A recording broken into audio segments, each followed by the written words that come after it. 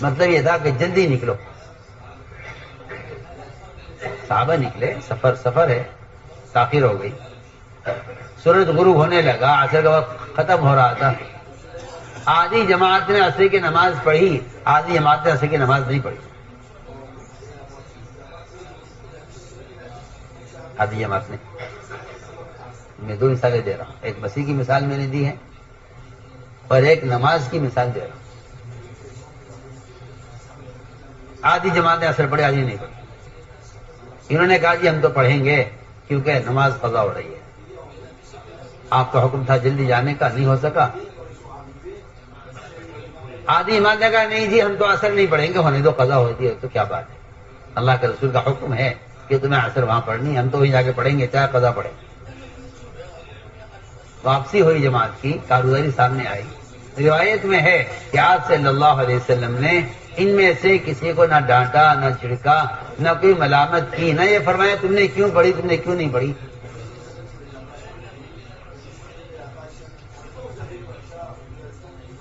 میں عرض کرنا چاہتا ہوں کہ جو پھوٹ پڑی ہے کام کرنے والوں میں، وہ پھوٹ پڑی ہے بہت فروعی اور معمولی چیزوں کی وجہ سے.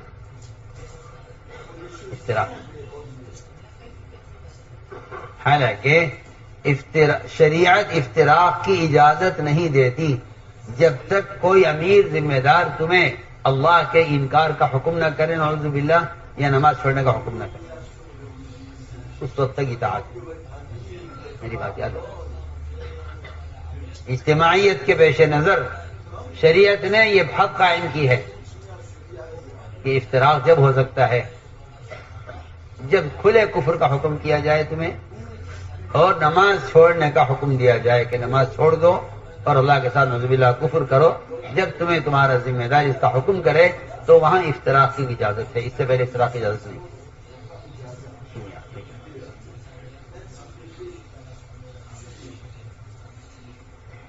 آپ کے ذہن میں ایک بات آتی ہے کہ فلاں کام یوں ہونا چاہیے تھا، اگر اس نے اس طرح نہیں کیا ہے تو ان کو اس سے الگ کر دینا چاہیے، یا اگر یہ اس طرح نہیں کرتے ہیں تو ان سے الگ ہو جانا چاہیے. کہ نہیں، شریعت افتراق کی اجازت نہیں دیتی.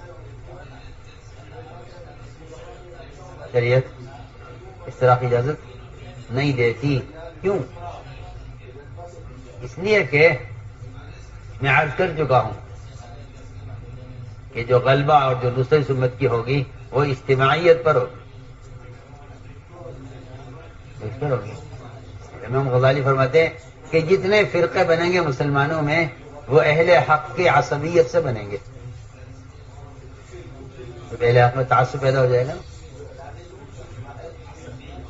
اہل حق میں تعصب، تو یہ بے وصولی کر رہے، وہ بے وصولی کر رہے. میں سمجھتا ہوں کہ یہ اندر کا تعصب ہے جو چھوٹی چھوٹی بے وصولیوں کی وجہ سے یا چھوٹی چھوٹی غلطی کی وجہ سے بڑی بڑی دیواریں قائم کرا دیتے درمیان میں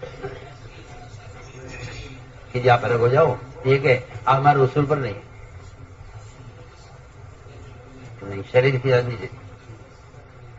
شریعت جس کی اس لیے حدیث میں حد قائم کی گئی ہے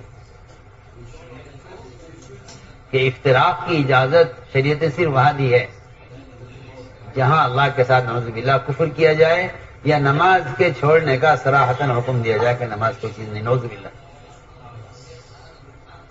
وہاں شریعت کہتی ہے ٹھیک ہے اگر یہ بات ہے تو آپ کو الگ ہو جانا چاہیے.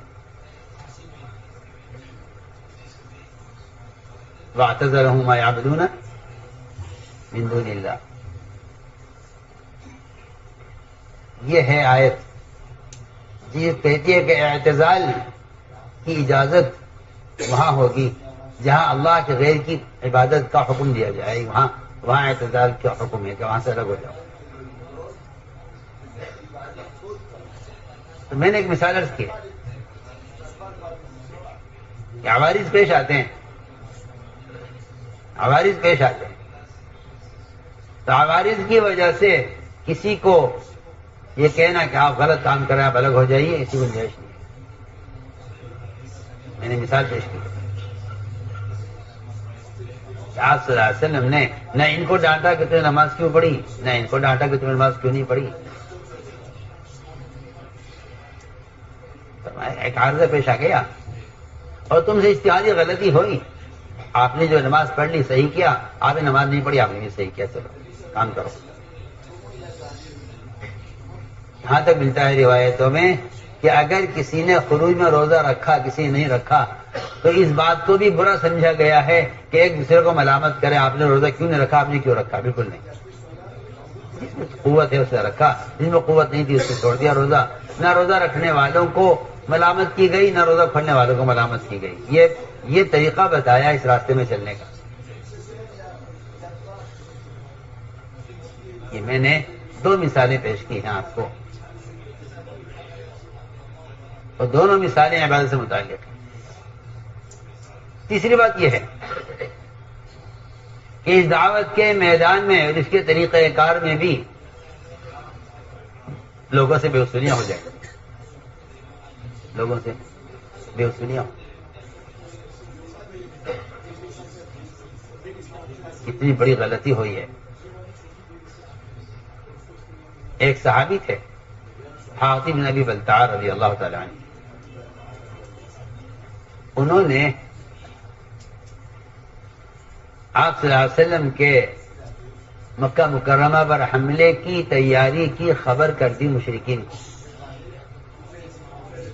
کہ محمد صلی اللہ علیہ وسلم تم پر حملے کی تیاری کر رہے ہیں۔ انہوں نے خط لکھ دیا مشرکین مکہ کو کہ محمد صلی اللہ علیہ وسلم تم پر حملے کی تیاری کر رہے ہیں۔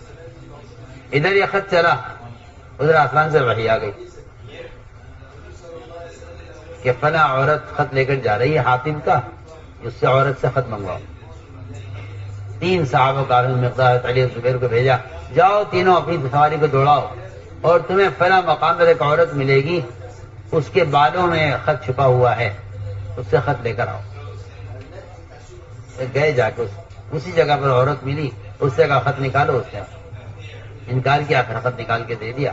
وہ خط کھلا، وہ خط حاتم کی طرف سے تھا کفار مکہ کے نام، اس میں صاف لکھا ہوا تھا کہ میں آپ کو بتا رہا ہوں کہ محمد صلی اللہ علیہ وسلم آپ پر حملے کی تیاری کر رہے ہیں۔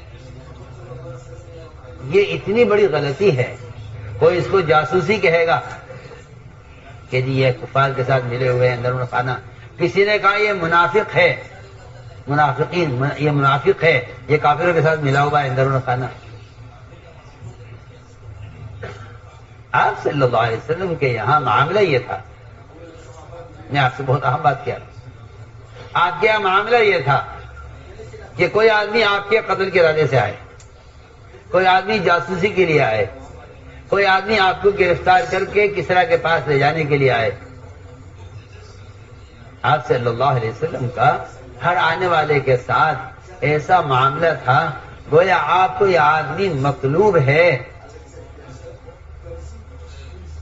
یہ آدمی آپ کو مطلوب ہے، یعنی کہ یہ ہر مطلوب نہیں، یہ ہمارا قدر وہی کہہ رہی ہے، وہی سے آپ کے پاس خبر آ گئی ہے کہ آپ کو قتل کرنے کے لیے ایک آدمی مکہ مکرمہ سے چل چکا ہے۔ آپ کو معلوم ہے کہ میرا قاتل آ رہا ہے، اور صحابہ کو اس کی شکل دیکھ کر اندازہ ہو جاتا تھا کہ یہ آپ کے قتل کے ارادے سے آیا ہے، اس کی آنکھیں بتا رہی ہیں اس کا ارادہ اچھا نہیں۔ لیکن وہاں آنے والے کا ساتھ معاملہ یہ تھا کہ یہ کس ارادے سے آ رہا ہے ہمیں اس سے کوئی مطلب نہیں ہے، ہمارا اس کے ساتھ کیا ارادہ ہے، میں وہ تو اہم بات رکھتا ہوں۔